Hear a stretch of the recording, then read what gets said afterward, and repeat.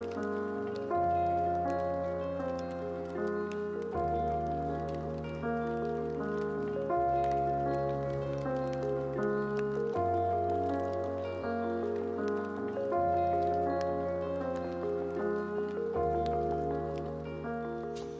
everyone, it's Mike here and welcome back. So today I'm going to be playing in my Momigami journal once again, but I'm also going to introduce you to two new, well, they're not stencils, they're masks this time.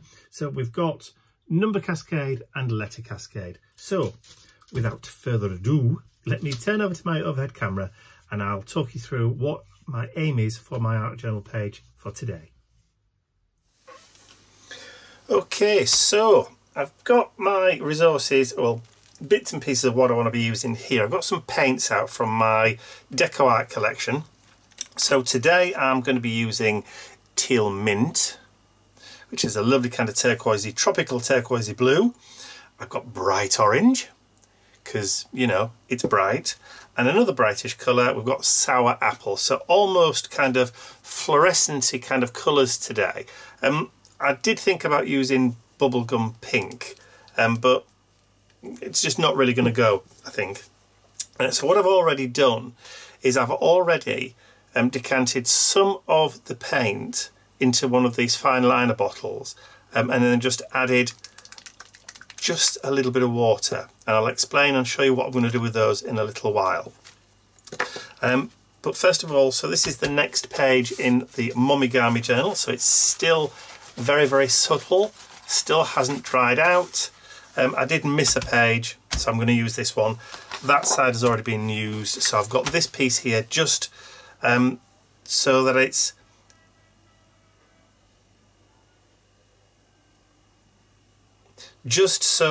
covered and I'm not going to splash anything onto it. And I've also got my trusty cup of coffee today. I will try not to throw a baby wipe in it today though. Not like I did last week.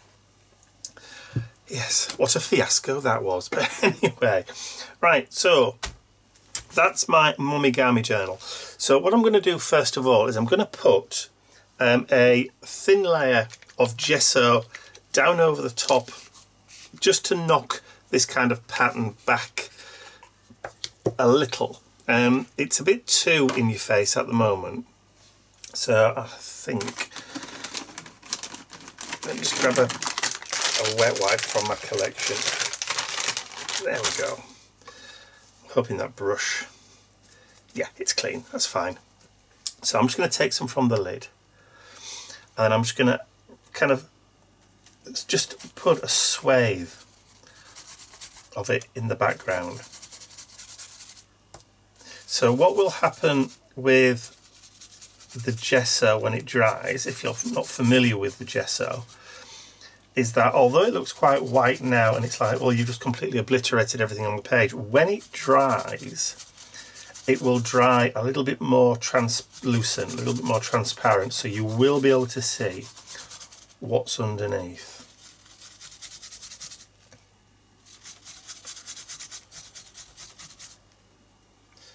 But it will just be knocked back into the background a bit more, so it's not as in your face.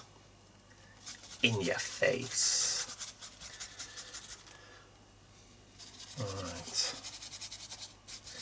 I've not used a huge brush either, just a ickle one, and that was just sitting in my water pot. There we go. Let's just bring that into that corner a little bit. Just leave a bit of a border all the way around the page. Smashing. That's lovely. Right, into that water pot. Let's just bring it forward a bit so I can actually get access to it. Actually, there's not a lot of water left in there. Just add some more into it. There we go. That's more like it. There's actually water in there to clean my brush now. It's the problem when you leave your brushes in the water. The water tends to dry up after a while. Okay, so I'm just going to get that dried back. The gesso's now dry, so I'm going to add some background colour into into the page. So I've just pulled out a couple of darker colours from the Deco Art Americana range. I don't know whether I'm going to use that forest green. I don't know whether it's right. But the honey brown and the Williamsburg blue, perfect, I think. So I'm going to just add some dabs of that kind of around the page.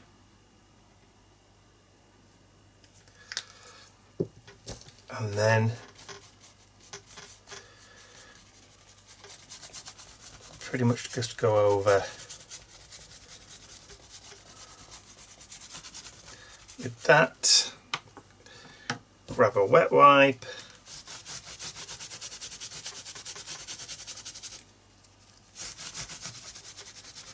And then I'm just going to blend it into the background a little.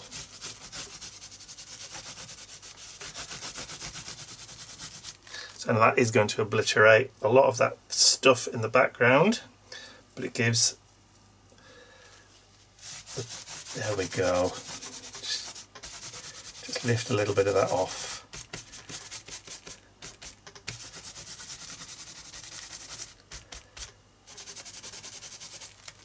So just give it a chance just to sit for a second. Grab another wet wipe. There we are.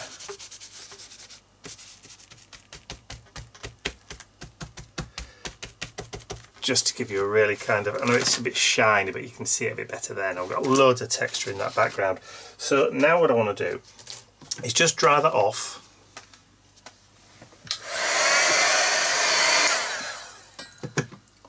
Now that's dry, I'm going to bring in the stencil, or the mask that I was talking about earlier. So this is called the Letter Cascade. So this is one of a set of two. Obviously sold separately. So Letter Cascade, and then you've got Number Cascade as well.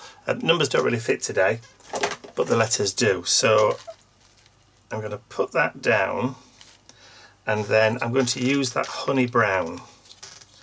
This time, just take that bit of dried paint off, just move that out of the way. I'm going to put it down onto the worktop. And I did have a sponge here somewhere. There we go. Actually, I think I probably need a new one. Just bear with me a second.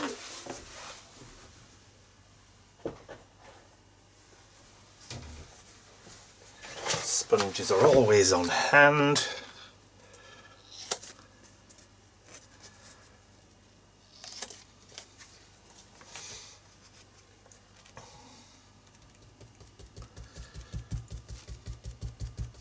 Load up the sponge,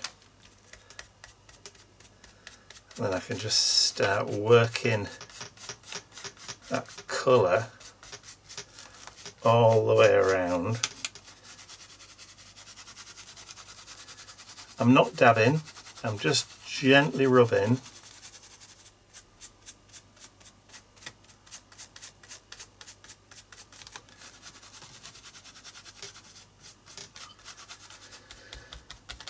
There we go. Well, a mixture of both, perhaps.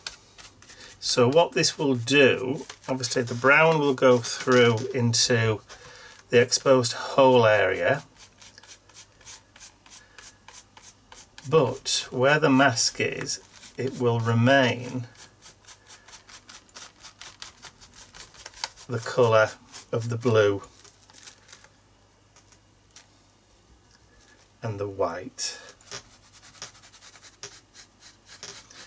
And this would work really well if you had a spritzer,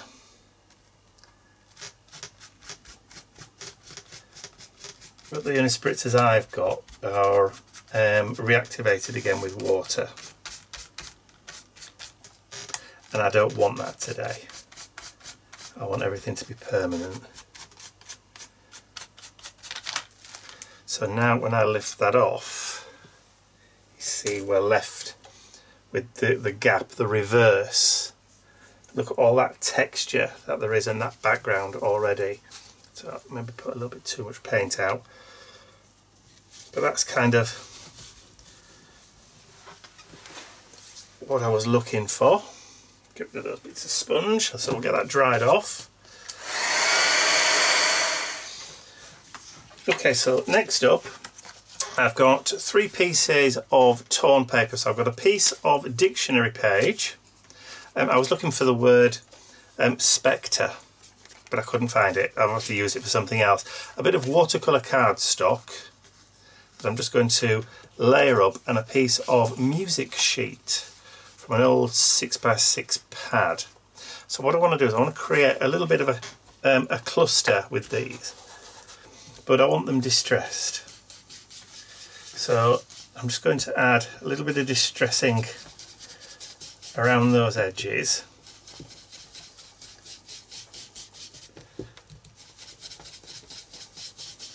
Just get rid of any of that white that's showing.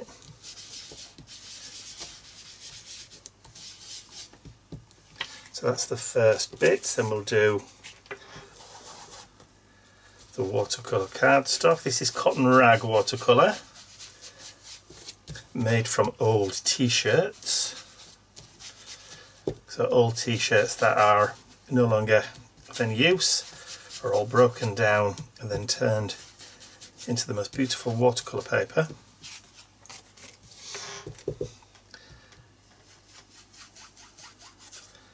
I'm just being really delicate with the dictionary page because obviously it's very thin.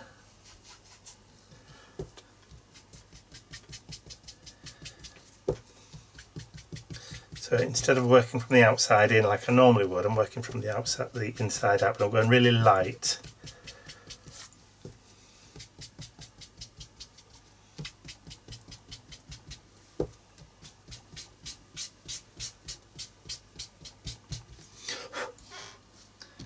There we go. Lovely. So those 3 pieces I want to create a little bit of a cluster with.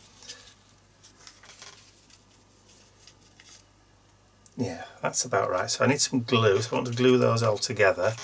So I've got some, or I did have, there it is, some spirit glue just in a fine applicator bottle here. So I'm just going to add a little bit onto the back. I don't need to glue it completely. As long as it's tacked down, it's going to hold in place. So we'll go that way. We'll go like that, just to create our cluster. And then I'm just going to add a little bit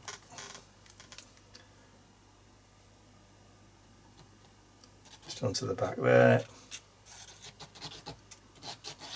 So it's going to be fairly loose. And then that. Perfect.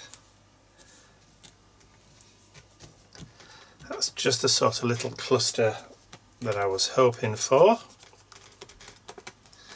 And then I'll bring the page back in. Actually, before I do that, learn from your mistakes, mate. Clean that off, because otherwise you're going to end up getting brown ink all over the front of your journal.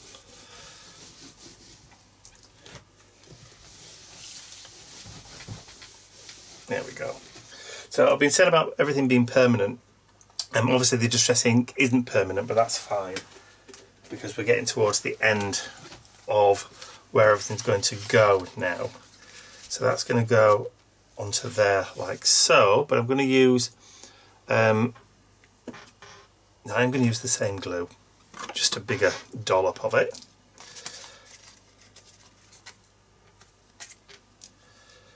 There we go.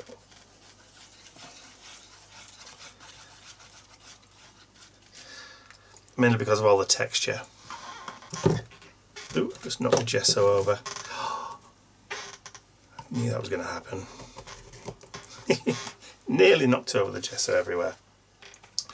Okay, so cluster's going to go about there.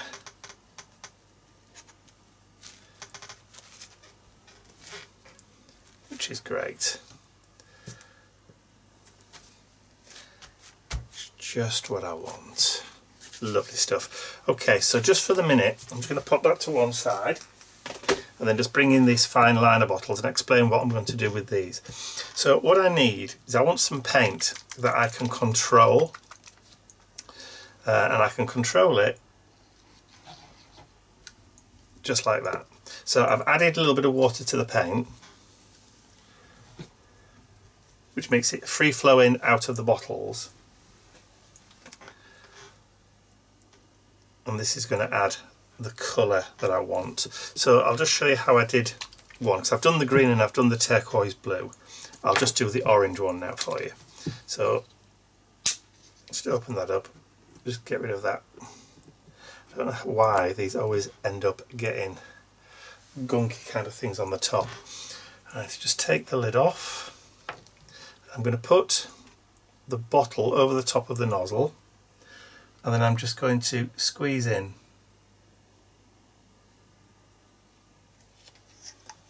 An amount like so. Paint can then get put away, and then I can bring in some water and then just add a little bit of, try and add a little bit of water to it without getting air bubbles in it.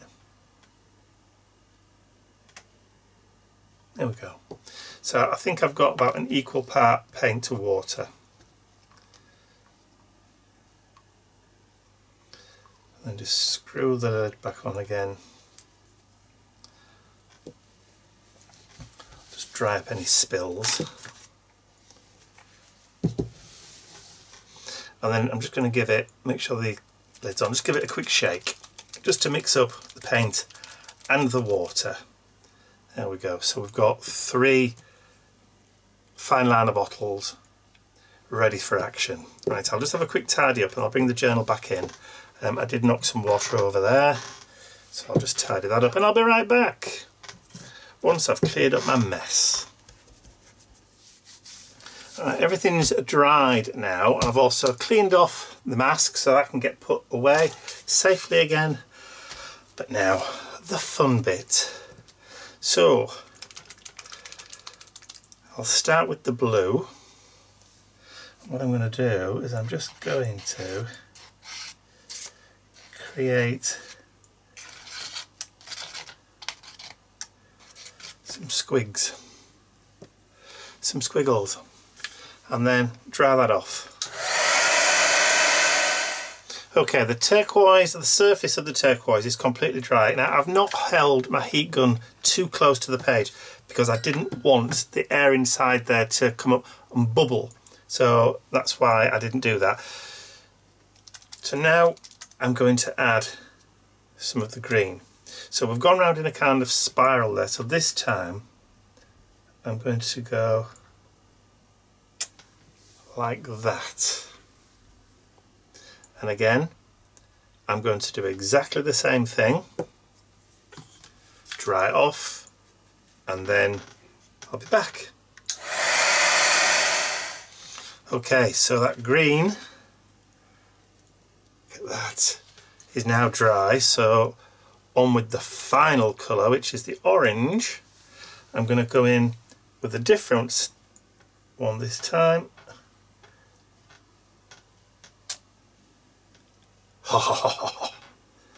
Love it. And once again, let it dry. Okay, I'm back with a replenished cup of coffee. So all the paint has dried now and looking pretty good, if I do say so myself. So next step is I want to add a silhouetted figure onto the page. So I have this. So this is just cut out from a piece of cardstock. If you haven't got access to a computer or a printer and can't do a silhouette from the internet or whatever onto a sheet that you can print out and cut out, then there's nothing stopping you from using one of the Tim Holtz paper dolls and flipping it over and painting it black, or even leaving it white if you wanted to. It's entirely up to you. I wanted something a bit bigger, so I've done mine in black and cut it out of cardstock. This was the second attempt. The first attempt, I've got it the wrong way around. So that is going to get stuck down on the page there. So I'll just flip that over, grab my glue, and give that a decent amount of glue just down the legs, a little bit on the arms, and just a tad on the head. I'll put a little bit down there on the feet as well, because I don't particularly want to push it down so that it buckles, because we've got different layers here. There we go. And I'm going to do that just like so. That should theoretically hold it in place.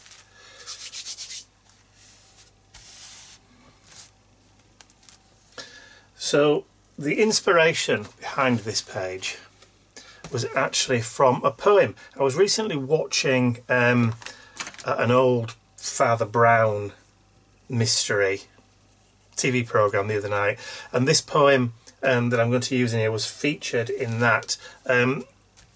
Father Brown, set in the 1950s, is a priest, but also is a detective as well, if you don't know Father Brown. Anyway, so this poem, entitled Antigonish, or The Little Man Who Wasn't There, written by William Hughes Mearns in 1899, believe it or not. So I'm only going to use the first verse. So, yesterday upon the stair I met a man who wasn't there. He wasn't there again today. Oh, how I wish he'd go away. Which I think fits rather nicely on this page. So, inspiration comes from all different sources. So whether it's from something you see on the TV, from colours, from patterns, or from poetry. So now I believe Antigonish is a place in Canada, Nova Scotia apparently, and it's said the poem, the Antigonish poem, or The Little Man That Wasn't There, is actually based on a ghost story. Would you believe? Apparently there's a place in Antigonish where it's supposed to be quite haunted. Or so my very limited research tells me. I mean, I've heard the poem quite a few times, and I've always liked it because it's fun. It's a bit nonsensical, a bit like Edward Lear poetry, or a little bit silly like Lewis Carroll's Jabberwocky. All kind of nonsensical, whimsical poetry. Always good for art journal pages.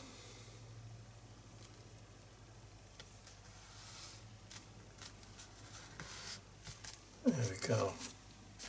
So I just need to put a little bit of weight on that just to hold it down.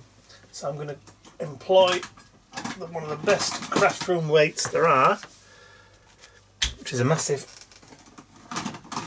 punch because they're very heavy. And we'll stick those two down, and then I'll be back in a little while. Okay, so those blocks have had a few minutes to kind of dry. So what I wanted to do is I just wanted to just go around the outside of my little silhouette, just to give it a little bit of a white pop. So I'm using just a paint marker, just a white paint marker, just like a Posca paint pen. This one that I've got is quite inexpensive. I think Ian bought with them for Christmas. A box of about 6, I think there was.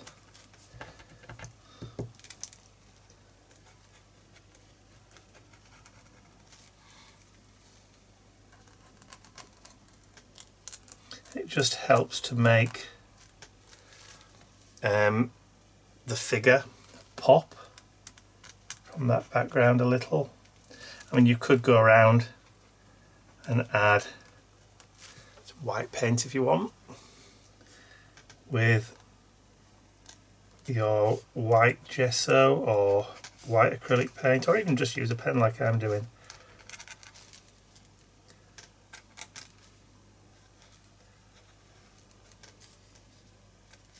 Or even when you're cutting it out, leave a little bit of a white border. See, I could have done that, but I never thought about it until just now. That would have made things a bit simpler, wouldn't it? But maybe not as looked as nice. Who can say?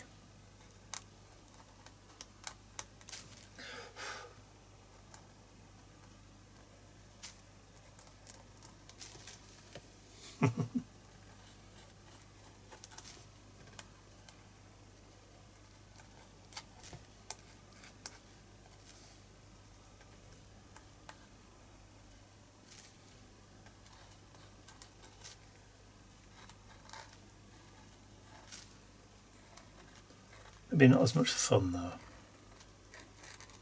as doing it this way. Oh, look at that. Tried so hard not to rip any of that. I've just managed to get a little tear in it. But hey ho! Oh, that stands out a bit better, doesn't it? So, let's just grab a black pen now that we've done that, and then we'll see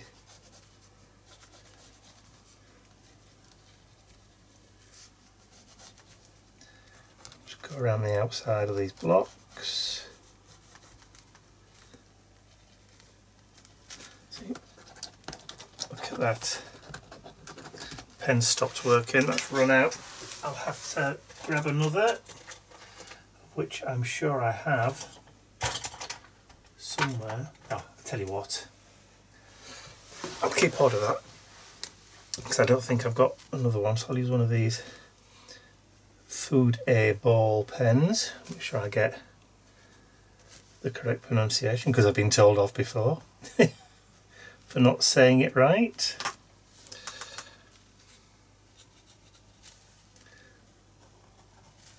And I think this is one of those pages where you could keep on going, adding, but again it's also a case of maybe knowing when to stop.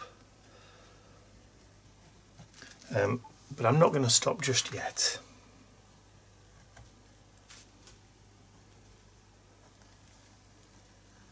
So I'm just going very, very gently. I'm not pressing very hard. I'm just allowing the cardstock to kind of guide the pen.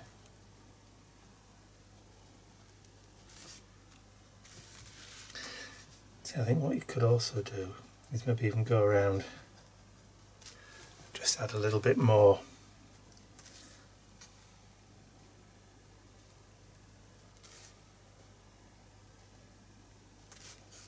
Just to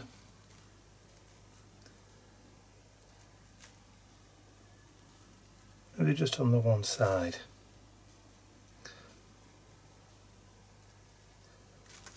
Almost like a shadow.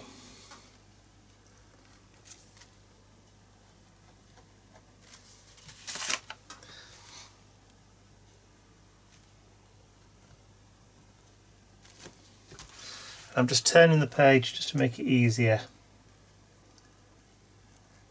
to get access to.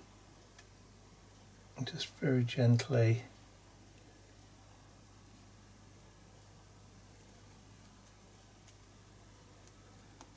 There we go.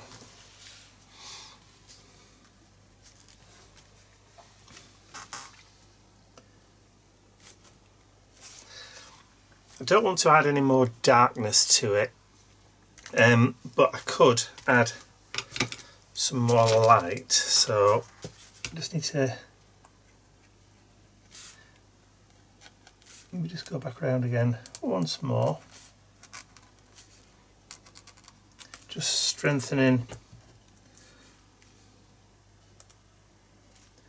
the white line now that it's had time to dry a little bit.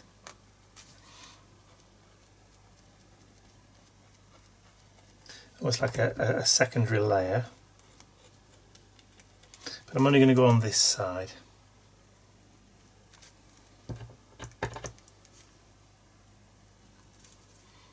It seems to be soaking quite well into that watercolour cardstock.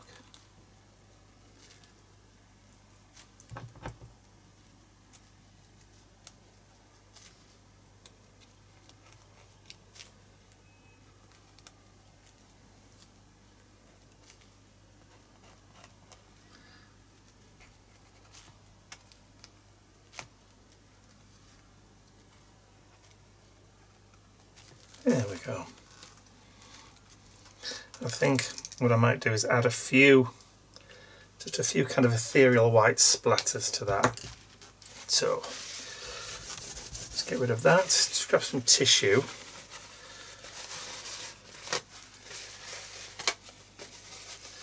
All I'm going to do is just kind of cover up the figure. Like so. Grab the white gesso.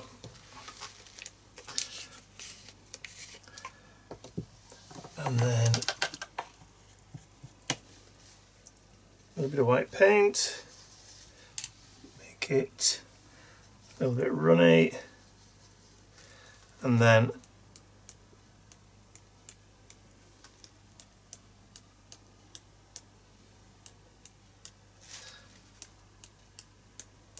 also helps just to break up that blue in the background as well.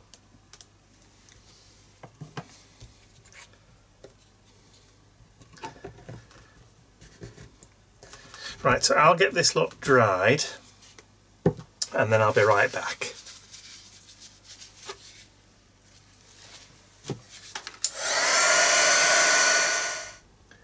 Right, everything's dry, so all I need to do now is just to sign it, which I will just do down here at the bottom, and put today's date, which is the 12th of the 7th, 23. There we go. So now that the page is complete, I can just take that away. So it's become almost, that background has become almost galaxy-like in a way, but I've really enjoyed doing this art journal page today, and I hope you've enjoyed watching me create it too. If you have, please remember to give the video a thumbs up because it really does help me and the channel. Don't forget you can share the video with your friends, but also if you haven't subscribed to my YouTube channel already, you can do so by clicking the button at the end of the video. And don't forget, I have now started a brand new Facebook group for people who want to share any art journal projects or any art projects that they've done, which is either inspired by my work or using one of my products that I've designed. And that is the name of the group, and there'll also be a clickable link in the description area below. Okay, that's all from me for now. I'll see you all again very, very soon. Bye for now.